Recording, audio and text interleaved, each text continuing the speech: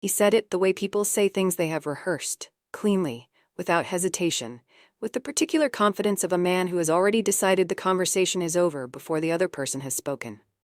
He stood in the doorway of the house we had shared for 4 years, and he said the sentence with no tremor in his voice and no hesitation in his eyes, and then he closed the door. He did not watch me walk away. He did not need to. In his mind, the story ended the moment the lock clicked into place and the hallway light went out behind it. He had been building toward the sentence for weeks. I had felt it building in the way you feel a storm building at the edge of a city. Not in any particular sound or sign, but in the subtle change of pressure in the air around you. The pressure had been changing for months. The pressure had been changing, perhaps, for years. I had simply been the kind of woman who keeps a household running through changes in pressure, because that is what I had been raised to do, and I had not allowed myself to fully name what I was feeling until the moment he opened his mouth and named it for me. "You are nothing without me." The sentence arrived and I received it, and the receiving of it was like the small click you hear when something locks into place in a piece of machinery. I had been waiting for that click for a long time, without knowing I was waiting for it. The click meant I no longer had to pretend I did not know what I knew. The click meant the long, internal negotiation between the part of me that wanted to stay and the part of me that had been quietly, steadily preparing to leave was finally over. The leaving part had won. It had won because he had handed it the victory himself, which was perhaps the only kind of victory it had been capable of receiving. I had not known until that moment how much of my interior life had been spent managing the small, daily work of pretending I did not see what I saw. The pretending had been exhausting. The pretending had taken a kind of energy I had not been able to spare for anything else. The pretending had used up the part of me that should have been writing, praying, calling my sister, going for walks, learning a new thing, reading the books that had stacked up on the table by my side of the bed. The pretending had been a full-time occupation, and now, with the closing of the door, the occupation had ended, and I was suddenly aware of how much energy I had available for other things. What he did not know was that a man standing in the dark behind me had already made one decision that would dismantle everything Themba believed he had built. And that man had not said a single word to me. He had not approached. He had not introduced himself. He had simply watched, with the unhurried patience of someone who had been watching for far longer than anyone in that house understood. He had been watching since the spring. He had been watching the way someone watches a building they are considering purchasing, not to acquire it, but to understand its weaknesses. I stood on the pavement with my bag at my feet and the particular stillness of a woman whose body has already understood something her mind has not yet finished processing. My face was wet, but my expression was not broken. That is the detail that matters. The difference between a person who is falling and a person who is stopping themselves from falling, and in doing so becoming something they were not 10 seconds before. The street did not know what had happened. The street did not care. It carried on being a street. A car passed. The driver did not look at me. A woman 2 houses down was bringing in a bag of groceries from the boot of her car, and she did not look at me either. The world had not noticed what had just happened to me. The world was extremely busy, not noticing. I found unexpectedly that I was grateful for this. I did not want to be witnessed in this moment by anyone who would feel obligated to comfort me. I wanted to be left alone with the new shape of my life, so that I could understand it. The streetlight above me made a small humming sound that I had never noticed before, even though I had walked past it countless times. The sound was not loud. The sound was the kind of small, ambient information that the body filters out when it is busy being a body in a marriage that requires constant filtering. The marriage was over. The filtering was over. I could hear the streetlight humming. I could hear somewhere a few streets away the faint sound of a dog barking. I could hear my own breath. I could hear the particular silence of a house that had just closed its door against me, which was a different silence from the silence of any other house on the street. I did not knock. I did not turn around. I stood in the open air of a Wednesday night, with 4 years of my life behind a closed door, and I was not collapsing. I was inventorying. I was taking quiet internal stock of what I still had, which was less than what I had walked in with, but more than the man who had thrown me out had calculated. I had my bag. I had my passport. I had my Bible. I had the small envelope of cash I had been quietly setting aside for a year without fully admitting to myself why. And I had something he had never accounted for, which was the particular kind of stillness that arrives in a person when they have stopped being afraid of the worst thing in their life. Because the worst thing in their life has just happened to them, and they are still standing. I had been raised Seventh-day Adventist. My grandmother had taught me to read scripture before she taught me to read the alphabet, and she had told me once, on a Sabbath afternoon when I was 7, and crying about something I no longer remember, that the Lord does not promise to keep us out of the wilderness. He promises only to be in the wilderness with us. I had not understood the sentence at the time. I had understood the warmth of her hand on my back and the smell of the rooibos in her cup, and the way her voice did not rise when she said important things. The understanding of the sentence itself had arrived in pieces over the next 30 years, and the final piece arrived now, on the pavement, in the cooling air of a Wednesday in autumn, with a closed door behind me and no destination in front of me.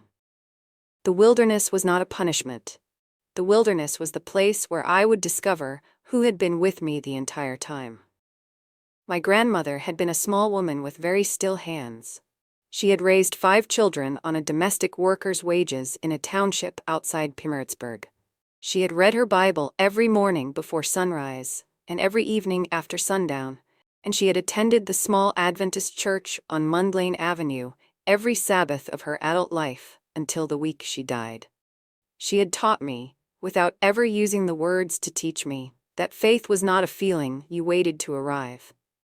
Faith was a practice you did even when you did not feel like doing it, and the doing of the practice slowly produced the thing the practice was named for. I had watched her do the practice for the first 18 years of my life. I had drifted from the practice during my 20s. I had returned to it intermittently during my marriage, in small private ways that Themba had alternately tolerated and mocked. I was returning to it now, on the pavement, with my bag at my feet, in the most complete way I had returned to it in my adult life. I didn't know yet that this was what was happening. I knew only that my body had stopped trembling, and that the shape of the prayer my grandmother had taught me as a child was forming itself in my chest without my having to think about the words. I thought of Hagar. I had been thinking of Hagar quietly for several months without knowing why. The woman in the wilderness, sent away with a child and a skin of water, who was met by the God who sees. Hagar had named the well after that meeting. The well had become a place. The place had outlasted the people who had sent her there. I did not have a child with me. I did not have a skin of water. I had a bag and a passport and a particular interior quiet that I now understood had been preparing itself for this moment without my permission. The thing about Hagar, my grandmother had told me once, was that the God who saw her did not first remove her from the wilderness. He met her in it. He met her in it. The meeting happened where the wilderness was. The meeting did not require the wilderness to end. The meeting was, in some way, the reason the wilderness had been allowed to happen in the first place. I had not understood this teaching when I was young. I had thought it was a kind of consolation prize, a way of making peace with suffering. I understood it now in a different way. I understood it as a description of the structure of the world. The wilderness was where you learned the difference between the people who had told you who you were and the one who had actually known. Behind me, further back on the street, a man stood beside a dark car and watched. He was not close enough to hear what had been said. He did not need to be. He had been paying attention for longer than Themba Kumalo knew was possible. For weeks, perhaps months, in the patient, distributed way that men of his kind paid attention to things they had decided mattered. He watched me pick up the bag. He watched me square my shoulders. Not dramatically, just slightly, just enough. He watched me take the first step away from the door without looking back. He had been waiting for this exact moment for some time. Not the moment of my expulsion, he had not orchestrated that. The moment of my expulsion belonged entirely to Themba, and to the long, internal collapse of the man Themba had become. What the man in the dark car had been waiting for was the moment after. The moment in which I would either crawl back to the door or turn and walk away from it. The two possibilities had been, for him, two completely different sets of instructions. Two completely different futures. Two completely different uses of the resources he had assembled. He had been prepared for either. He preferred one over the other, but had committed to neither in advance, because committing in advance would have been a failure of the precision that had defined his entire career. He made his decision before I reached the corner. He did not approach me. He did not speak. He reached into his pocket, made one call in a language I would not have understood, and said 4 words to the person on the other end. The 4 words were instructions. The instructions were specific. By the time he had ended the call, 2 separate things were already in motion in 2 separate parts of the city, and neither of them had anything to do with me directly. They had to do with the man who had just closed the door. The first thing was a small administrative action inside a bank that processed a significant portion of Themba's business transactions. The action was technical and easily defensible and would not, in itself, have been remarkable. It became remarkable only in combination with the 7 other actions that would follow it over the next 36 hours, each one similarly small, each one similarly defensible, each one architecturally connected to the others, in a way that would not be visible to anyone looking at any one of them individually. The second thing was a phone call to a man who owned the kind of building that has its name on it, in small, expensive letters near the door. The call lasted 19 seconds.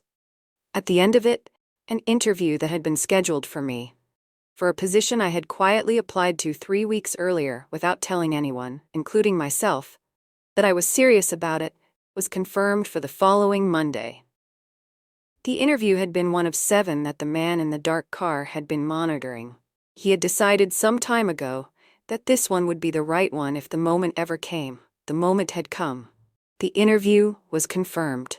There was a third thing, smaller than the other 2, that I would not learn about for several weeks. A small flat on a quiet street, in a part of the city I had always liked, but never lived in, had been quietly removed from the rental market that morning. The owner had been told that the flat would be filled within the week, and that the rent would be paid on time, and that the new tenant would be a quiet woman who kept the Sabbath, and did not entertain. The owner, who was himself an older Adventist man with a small congregation of his own, had nodded once, and said only that he would prepare the flat. He had not asked any questions. He had received an envelope of cash sufficient to cover the first 3 months, and he had set about cleaning the windows. Then the man in the dark car got in his car and drove away. Inside the house, Themba poured himself a drink. He believed the problem had been removed. He believed the quiet he was sitting in was the quiet of a man who had handled something difficult and come out clean on the other side of it. He sat in his armchair. He turned on a lamp. He picked up his phone and scrolled idly through messages and felt the particular satisfaction of a man who believes he has just simplified his life. He thought about pouring a second drink. He thought about turning on a film. He thought about how much smaller the house felt now and decided he liked it.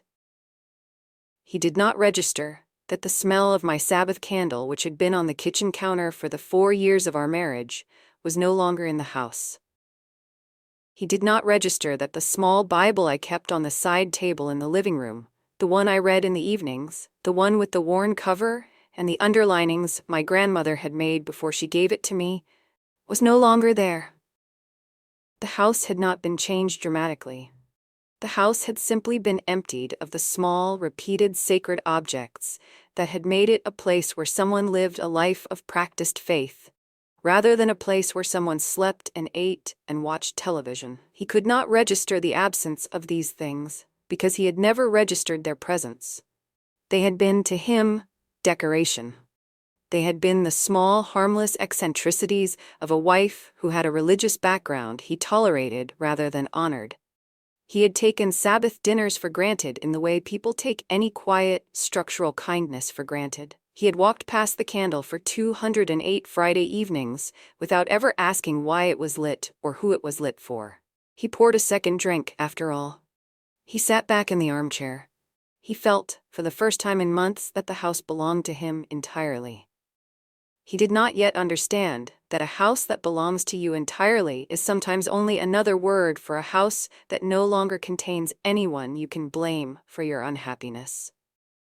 The unhappiness he would discover over the next 48 hours had not lived in me. The unhappiness had lived in him, and I had been doing the work of carrying it for him. And now the work was no longer being done, and the unhappiness was sitting in his armchair with him drinking his second drink. He did not know this yet. He felt only the particular lightness that men in his position sometimes mistake for freedom. The lightness would last a few hours. The lightness would not survive his first phone call in the morning. It was not that kind of quiet. It was the kind that comes just before something begins. The kind that has weight to it, that occupies a room, that does not announce itself as silence because it is already busy doing something else underneath. The quiet was already at work. The quiet had been hired, in a sense, by the man in the dark car, and the quiet was extremely good at its job. I walked to the end of the street. I turned left. I walked another 2 blocks. The street I was now on had a different character. Older trees, smaller houses, the kind of windows that had lamps in them rather than ceiling lights. I stopped at a small guest house that had a vacancy sign in the window and a Seventh-day Adventist welcome plaque beside the door. The plaque was small, easily missed. I did not miss it. The plaque had a small inscription beneath the welcome: Sabbath observed here. I had not known the guest house existed. I had walked past this street twice a week for 4 years without ever noticing it. I understood, looking at the plaque, that there were many things I had not noticed during my marriage. The marriage had narrowed the bandwidth of my attention. The marriage had required me to look only at the things the marriage wanted me to look at. The plaque had been on this door the entire time. I had simply been busy not seeing it. The woman behind the desk was perhaps 60 years old. She wore a simple cardigan and a small wooden cross on a leather cord around her neck. She looked at me once, taking in the bag and the time of night, and the particular look of a woman who has just walked away from something. And she did not ask any questions.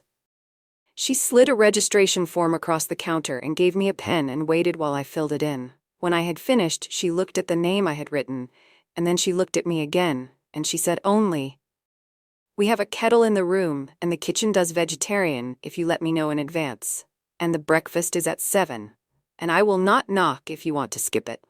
I said thank you. My voice was steadier than I expected. She gave me a key on a small wooden tag. The tag had the number of the room burned into it. The room was on the 2nd floor. I climbed the stairs slowly, because I was suddenly very tired, and I let myself into the room, and I sat on the edge of the single bed for a long time without moving. The room had a window. The window faced east. The street outside was quiet. There was a small writing desk in the corner with a Bible on it. A Gideon Bible, not mine, but a Bible nonetheless. And a small lamp with a green shade, and a chair that did not match the desk. The bedspread was clean. The wallpaper was old. The room had the particular quality of a place that had been kept in good order by someone who took the keeping seriously. I opened my bag. I took out my own Bible. I placed it on the bedside table beside the Gideon Bible. The 2 Bibles sat next to each other, and I felt, looking at them, that I was being received somewhere, not by the room. By something larger than the room. Something that had arranged for the room to be exactly what I needed it to be on the night I needed it to be exactly that. I did not pray immediately. I sat on the bed with my hands in my lap, and let my breathing slow. I thought about what had just happened. I thought about Themba in the armchair with his drink. I thought about the 4 years that had led to the doorway and the sentence and the closing door. I thought about my grandmother, who had been dead for 6 years, and who had told me once that the worst men do their worst work in the slow, quiet hours when no one is watching, and that the women who survive them are usually the ones who have been listening to something else the whole time. I had been listening to something else. I had not always known I was listening. I knew it now. I thought as I sat on the bed about the small accumulated weight of the 4 years.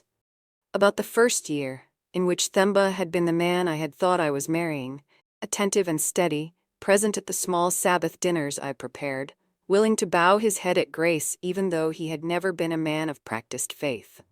About the second year, in which the attention had begun to flicker, in which the Sabbath dinners had begun to be interrupted by his phone, in which the bowed head had begun to lift before the prayer was finished. About the third year, in which I had started lighting the candle alone, because he had begun to find reasons to be elsewhere on Friday evenings.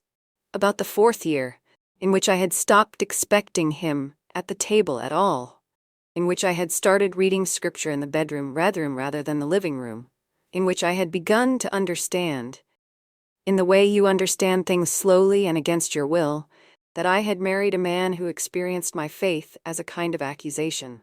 The accusation had not been mine. I had not accused him of anything. I had simply continued doing the small daily things my grandmother had taught me to do. The doing of these things, in the presence of a man who had stopped doing them, had become its own kind of indictment, even though I had not intended any indictment. He had heard the indictment because he had been the one carrying the guilt that produced it. The guilt had not come from me. The guilt had come from him. He had eventually decided that the easier solution was to remove the woman who reminded him of the guilt, rather than to address the guilt itself. This was, I understood now, what had happened in the doorway. He had not thrown me out because of anything I had done. He had thrown me out because my continued presence in the house had become an unbearable mirror. I opened my Bible. I did not turn to a specific passage. I let the book fall open in my lap, and I read the first line my eyes found. "The Lord is my shepherd. I shall not want." The line was familiar. The line was not surprising. The line was the line everyone in trouble eventually opens to, because the Bible has a way of arranging itself, on certain nights, around the hands of the people who need it. I read the rest of the psalm. I read it slowly. I did not weep. The weeping had finished on the pavement. What replaced the weeping was something quieter and more durable, which was the small, steady recognition that I was being held by something that did not require me to perform my way into its attention. I undressed. I washed my face at the small sink in the corner of the room. I put on the nightgown I had packed without consciously remembering packing it. I turned out the lamp. I lay down in the single bed and looked at the ceiling and felt the day finish itself around me. Before I fell asleep, I thought, briefly, about the man I had not noticed standing beside the dark car. I had not seen him. I would not have known he was there. I would not, in fact, learn his name for several weeks, and even then I would learn it only in the one learns the name of weather. As a fact about the conditions of one's life. Not as a person one has any real relationship with, but somewhere underneath the part of me that was already falling asleep, the part of me that had been listening to something else for years, registered that the night had not been as empty as it appeared. There had been someone watching. There had been a decision made. The decision had not been made by me, but the decision had been made on my behalf by a man whose name I did not know, who had concluded, based on observations I would never fully understand, that I was a person worth protecting. I would learn later that this was not love. This was not romance. This was not the beginning of the kind of story that ends with a woman discovering that a powerful man has fallen for her from a distance. Beexon Q had not fallen for me. Beexon Q did not fall for people. Beexon Q had made a structural assessment, in the way he made all of his assessments, and the assessment had concluded that the disposable woman in the house on the quiet street was not, in fact, disposable, and that the man who had treated her as disposable had revealed something about himself in the treatment that made him a problem requiring resolution. The problem would be resolved. I would not be asked to participate in the resolution. I would not be asked to thank anyone. I would not be asked to do anything at all. I would simply find, in the days and weeks that followed, that the obstacles I had expected to encounter were no longer where they had been. That the doors I had expected to be closed were quietly open. That the silence I had expected to face was in fact a kind of clearing that had been made for me by someone who had decided that the clearing should be there. I would discover eventually that this was the operating principle of the man in the dark car. He did not save people. He did not rescue them. He made arrangements that allowed them to save themselves more efficiently than they could have on their own. The distinction was, in his mind, important. He had explained it once to a man who later repeated the explanation to me, and the explanation had been, dependence is a poor structure. Competence is a strong one. My work is to remove the obstacles to competence wherever I find them, and then to leave. He would, in time, leave. Not yet, but eventually. And when he did, what he left behind would be a life that was entirely mine. I was gone. The door was closed, and Themba Kumalo was sitting in a house that had already begun to work against him. He just did not know it yet. He would not know it for another 10 hours. By the time he understood what had started, it would already be impossible to stop. By the time he understood who had started it, it would already be too late to negotiate. By the time he understood that the woman he had thrown out was not a person he had discarded, but a person who had been quietly placed under protection by a power he could not see, the protection would already be permanent, and his exposure would already be total. I slept. I slept the deep, unbroken sleep of a person who has finally been allowed to put down a weight she did not know she was carrying. I did not dream. I did not wake in the night. I slept until the morning light came through the east-facing window and arrived at the foot of the bed, the way it would arrive at the foot of every bed I would sleep in for the rest of my life, because I had decided, somewhere in the night, that east-facing windows would be a non-negotiable feature of every place I would ever live in again. When I woke, I lay still for a long moment.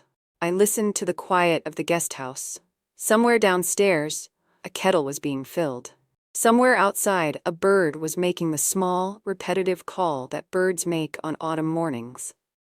The light on the ceiling was pale and clean. The room was the same room it had been the night before, but I was a different person inside it. The difference was small. The difference was permanent. I sat up. I put my feet on the floor. I picked up my Bible from the bedside table. I held it in my lap for a moment without opening it. I thought, with a clarity that surprised me, that the woman who had walked into this room the night before had been carrying 4 years of accumulated weight that she had been told was love. The woman who was sitting on the edge of the bed this morning had set the weight down. The setting down had not been a decision she had made consciously. The setting down had happened in the night, while she slept, by a process she did not understand, and did not need to understand. I opened the Bible. I read for 20 minutes. The reading was not a search for instruction. The reading was a kind of returning. I had been raised on these pages. The cadences were the cadences of my grandmother's voice. The pages were the pages she had touched. The underlinings she had made decades ago were still visible in the margins, small, careful pencil marks beside the verses she had wanted me to remember. I read the verses she had marked. I read them slowly. I read them as a kind of conversation with a woman who had been dead for 6 years, and who had, in some way I did not need to fully understand, prepared me for this exact morning by teaching me, when I was small, that the Lord meets you in the wilderness, and that the meeting is the point. When I had finished reading, I closed the Bible and set it back on the bedside table. I got up. I washed and dressed in clean clothes from my bag. I packed my few things back into the bag. I made the bed neatly because my grandmother had taught me that you do not leave a bed unmade for someone else to have to fix, and because the small daily disciplines of care were going to be, I understood, the architecture on which the rest of my new life would be built. I went downstairs to breakfast. The woman from the front desk was in the small dining room, setting out plates. She looked up when I came in and gave me a small nod. She did not ask how I had slept. She did not ask what my plans were. She simply gestured to a table by the window and said, "The eggs are ready when you are." I sat by the window. The light came in. There was a small vase of fresh flowers on the table. There was a folded napkin. There was a teapot, covered with a knitted cozy of the kind my grandmother had owned. and the sight of the cozy almost broke me, because the cozy was the most ordinary possible object. And the most ordinary possible object was sometimes the thing that arrives at exactly the right moment to remind you that the world contains kindness in its furniture, as well as in its people. I poured the tea. I ate the eggs. I thanked the woman when she came to clear the plate. I asked if I could stay another night, and she said yes without asking why, and she said the rate would be the same, and she said breakfast was at 7 again, and she said she would not knock. I went back upstairs. I sat at the small writing desk by the east-facing window. I took my phone out of my bag and turned it on for the first time since the night before. There were 43 missed calls. There were 11 voicemails. There were 19 messages. I did not open any of them. I scrolled past them with the careful, deliberate motion of a woman who is choosing not to touch a hot surface. There was, however, one message I did open. It was from a number I did not recognize. The message had been sent at 6:42 in the morning. It said only, "Your interview is confirmed for Monday at 10. The address will follow." I read the message 3 times. I had not told anyone about the application. I had submitted it from a private email account 3 weeks earlier. I had not expected to hear back. I had, in fact, almost forgotten about it in the slow, accelerating chaos of the final weeks of my marriage. I set the phone down on the desk. I looked out the window. The light was clean and pale, and the street below was beginning to fill with the small, ordinary motions of a Thursday morning. The world had not ended. The world had, in some small but completely real sense, just begun. He thought throwing me out ended everything. He had no idea it had just begun. If you want to find out what happens when the silence outside his door becomes the loudest thing in his life, subscribe and don't miss part 2.